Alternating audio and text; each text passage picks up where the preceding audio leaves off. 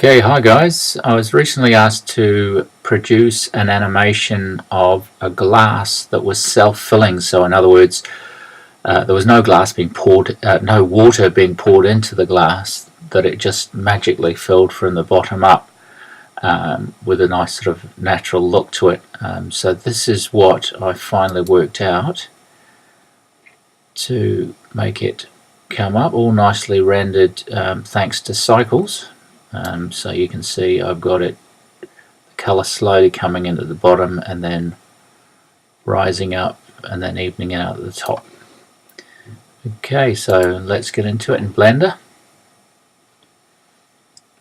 First, front view. So then I add a cylinder, like so. Hit the 5 key to go and get into the right view. Just S and then Z to on the Z axis to stretch it up, and then of course we want to chop the top off, so we hit the tab key to get into edit mode, click down here to get face select the top, X key, faces, select all, then we go up to our modifiers. And then we want to solidify to give the glass a wee bit of thickness, something like that. And then we've got to tab back into object mode to apply the modifier. And then if we go to front view again, 1 on the keypad, sorry, we need to go to 7, top view, hit the Z key, and we need to add another cylinder. Whoops, we need to, so Shift S, cursor to selected, and then Shift A, mesh cylinder.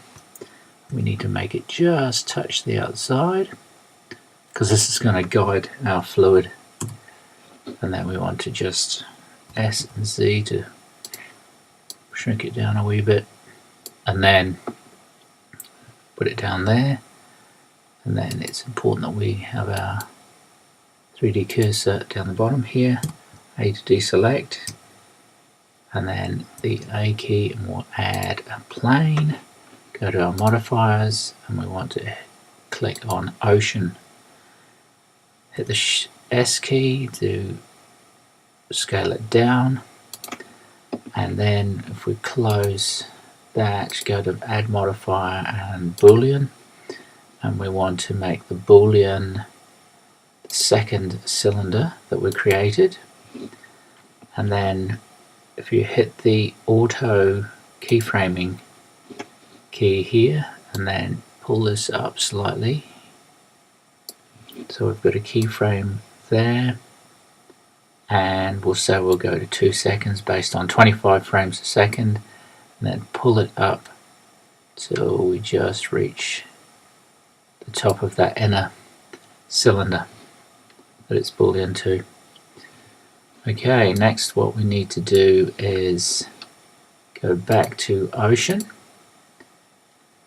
with your cursor over the time here, hit the I key, then we'll get to say 80, make it 5, and then the I key, and then because we're automatically keyframing it, will automatically add it. And then we want to go to 0, and in the scale here, if we make that 0, hit the I key, and then come up to 50, and then make it pretty wild. So we'll make it say around about 5, something like that. Okay, and then if I go up to 80, bring it back down again, just so it settles down, and that's automatically keyframed.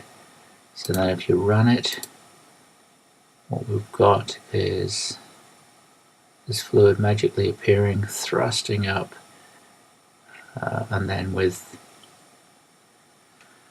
with the movement, it'll level out afterwards.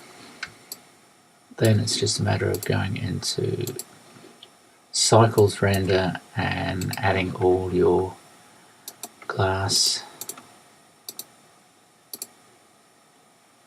and everything else. I use the index of refraction.